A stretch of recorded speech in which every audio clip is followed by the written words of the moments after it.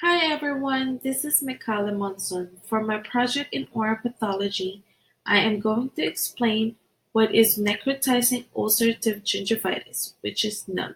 Included on my presentation are the description of the disease, diagnosis, and treatment. First, what is gingivitis? It is an inflammation of the gingival tissue. This is the most common disease that is easiest to control and treat.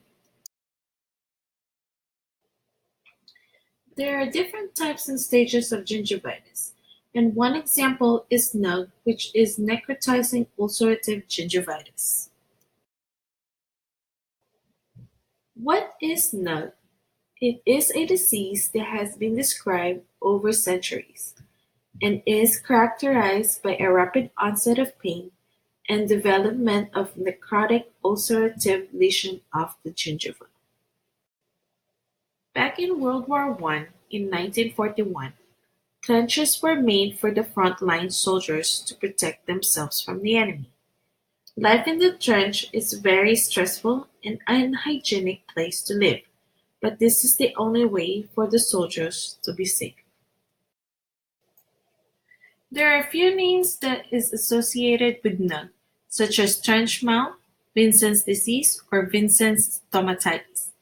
Historically, NUG is related to stress and is widespread among soldiers in the trench, hence the name trench mouth.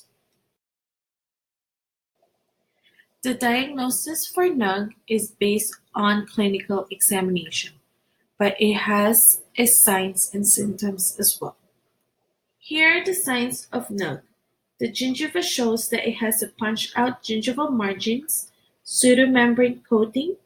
It shows redness, bleeding may occur, and it can be localized or generalized.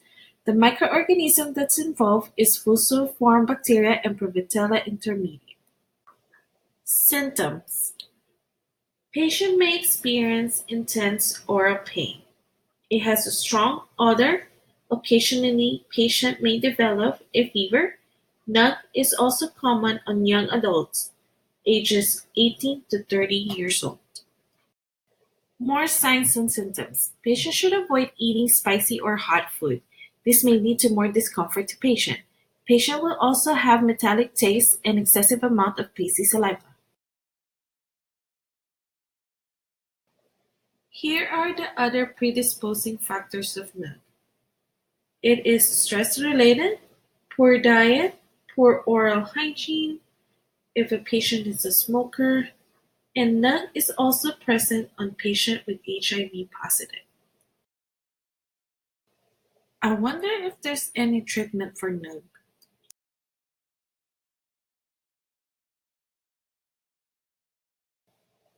There is a treatment for NUG.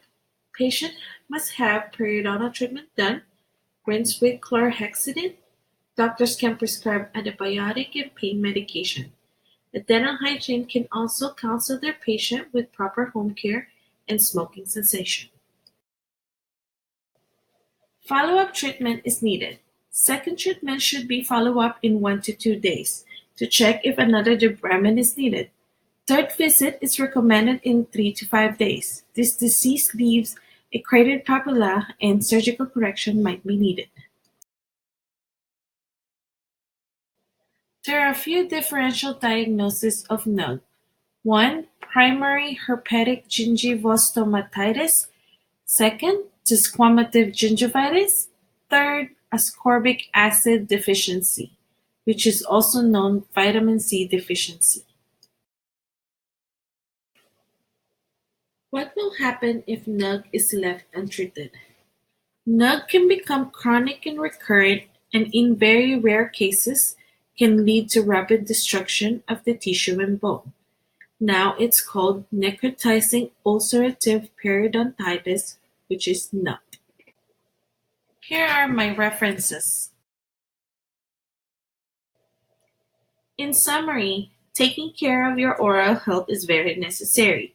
I hope this presentation helped you as much as it helped me to understand a little bit more about necrotizing ulcerative gingivitis. Again, this is Mikala Monson saying thank you for your time.